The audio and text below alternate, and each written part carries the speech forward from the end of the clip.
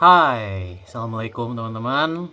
Kembali lagi bersama gue Ajay di Opini Ajay part kesekian. Gue nggak ingat ini part keberapa.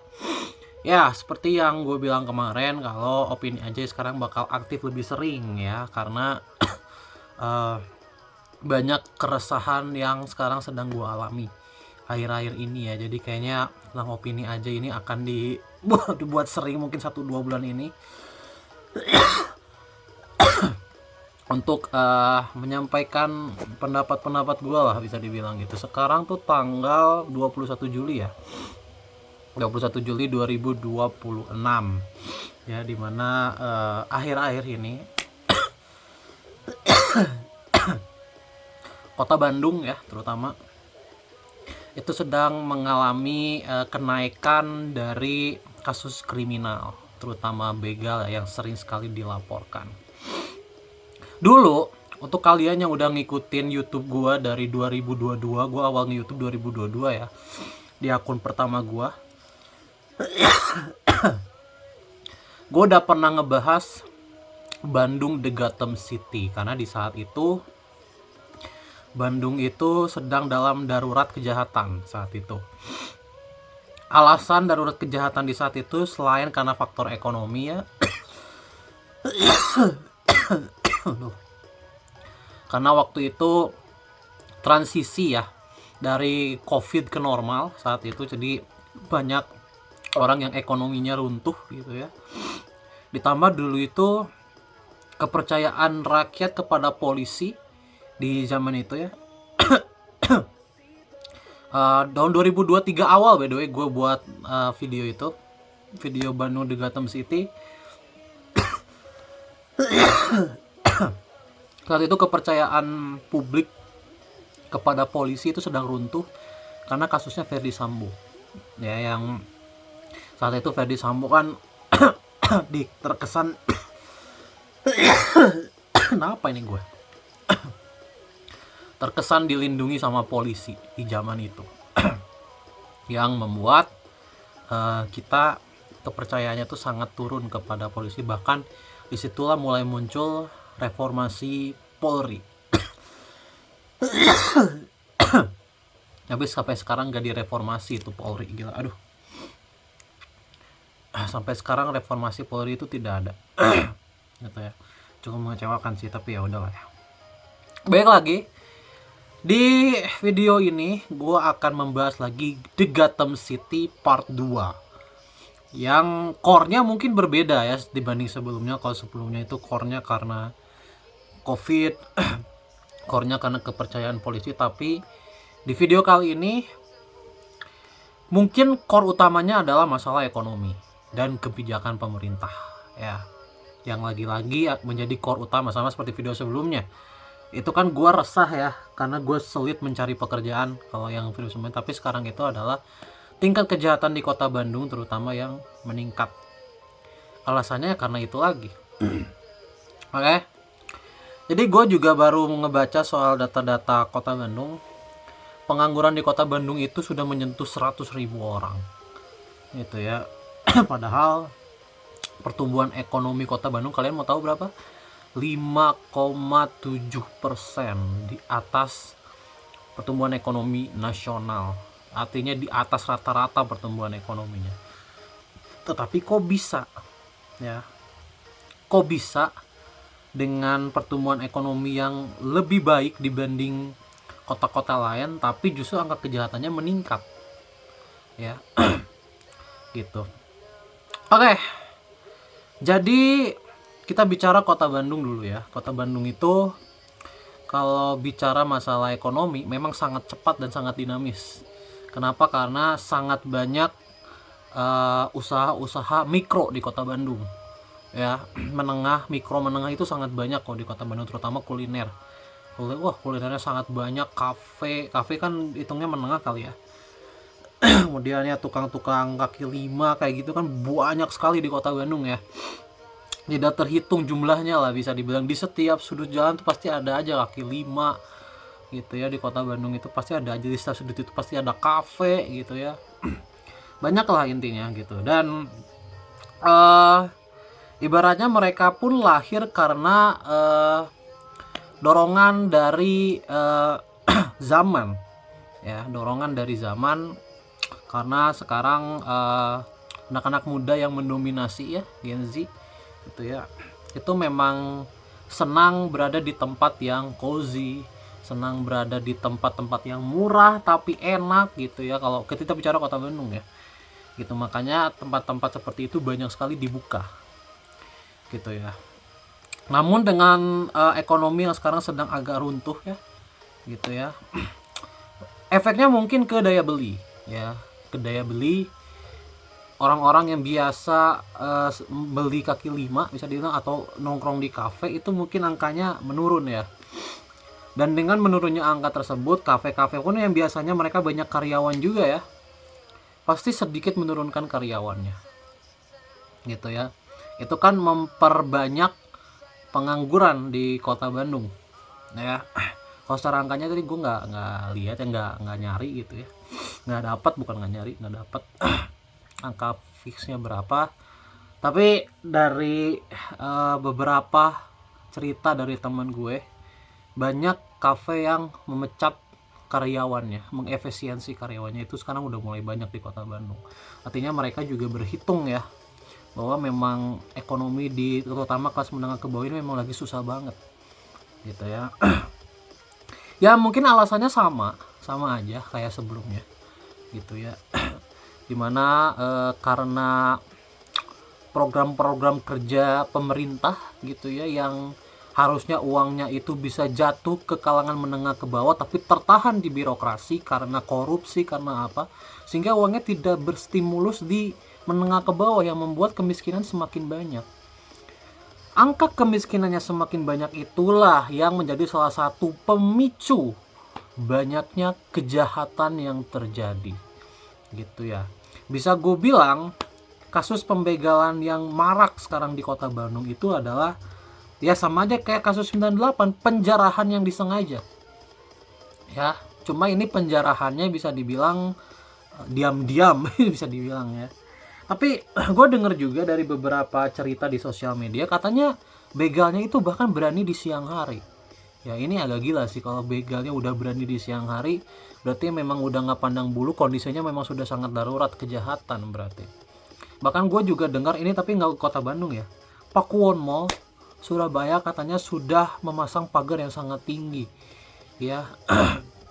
Entah apa maksudnya, tapi sepertinya mereka juga ingin takut takutnya ada kerusuhan, ada penjarahan dan segala macam, karena ekonomi memang sedang runtuh bisa dibilang gitu ya.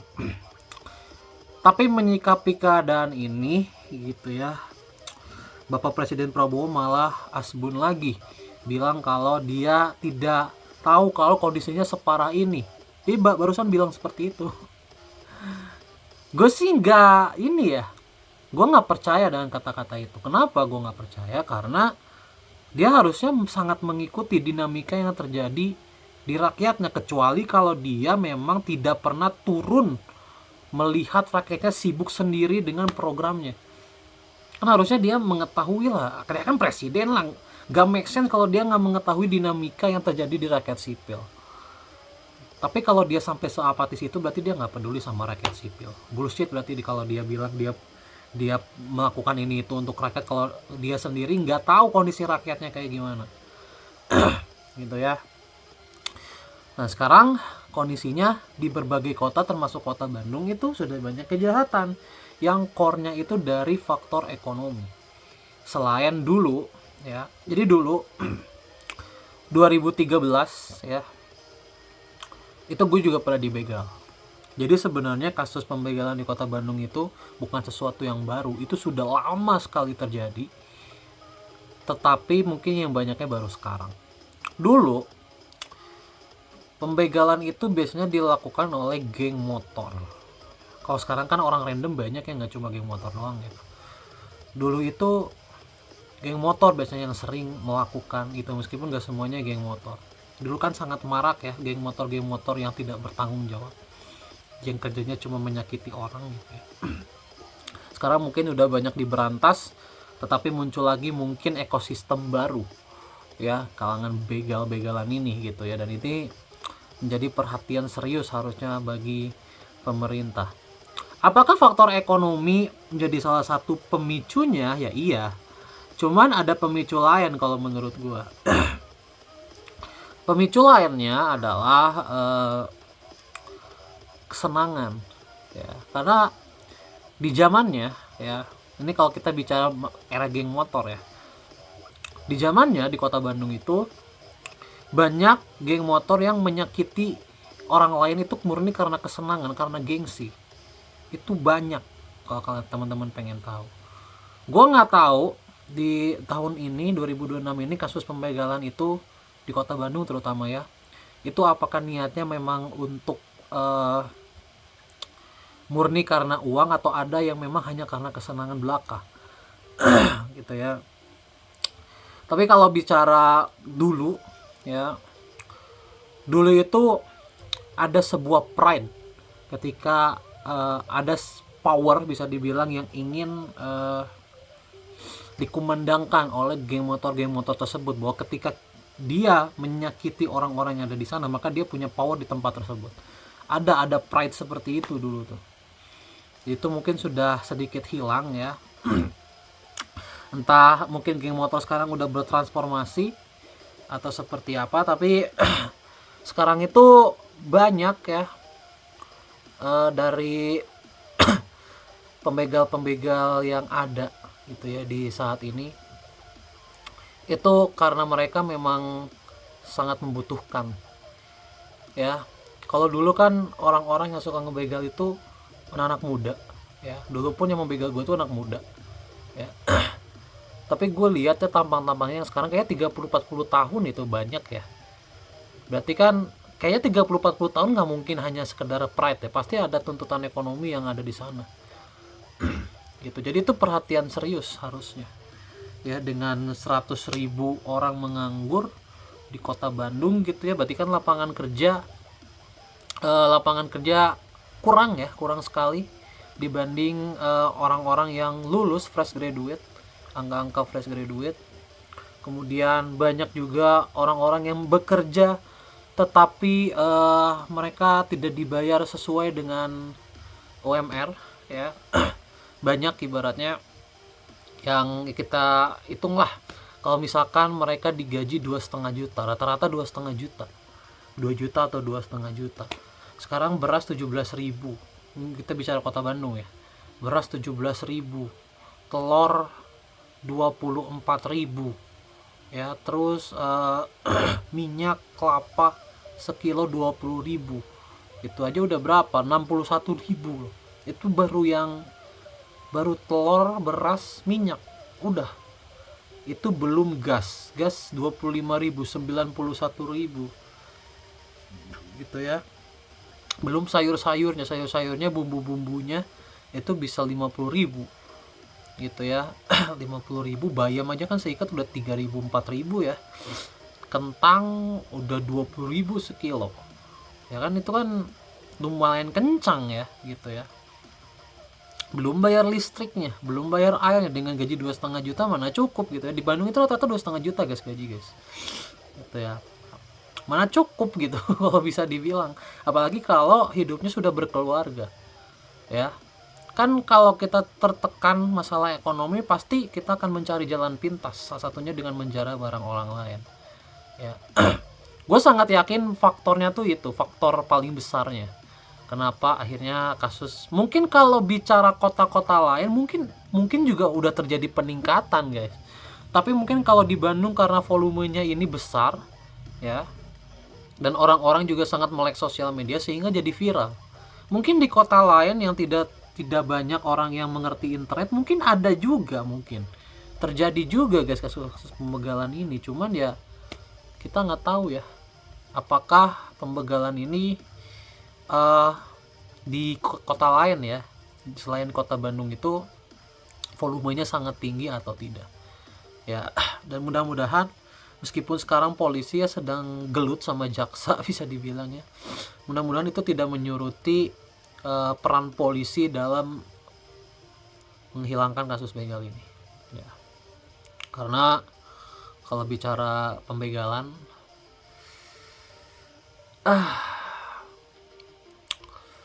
gue sih lebih berharap mereka daripada membegal mending meminta sekalian gitu, ngerti nggak? Meminta dengan cara halus, meminta ke masjid, meminta infak gitu, karena itu infak juga sebenarnya bukan untuk masjid aja, mereka juga kan infak itu untuk orang-orang yang membutuhkan ya. Jadi better ya, gue nggak tahu nih bisa dikampanyekan atau tidak ya, masjid-masjid gitu ya, ibaratnya kalau bisa mengkampanyekan untuk orang-orang yang memang sedang membutuhkan daripada membegal, mending minta ke masjid ya.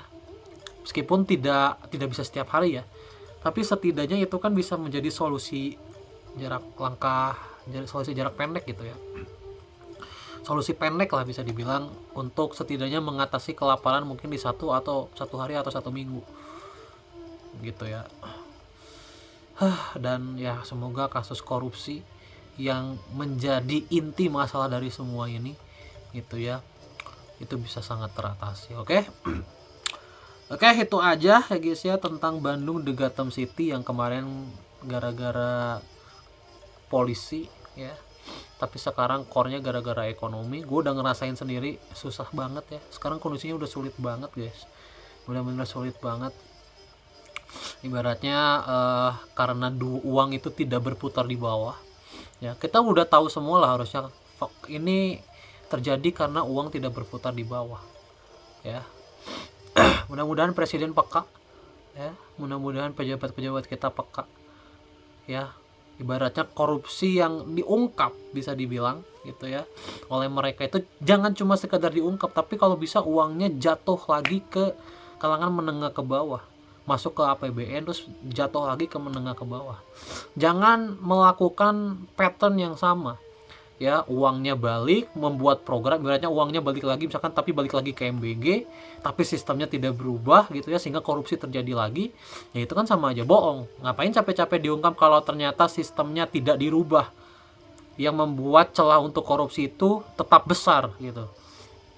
Kan kita ingin perubahan, kita ingin reformasi, bener nggak ya?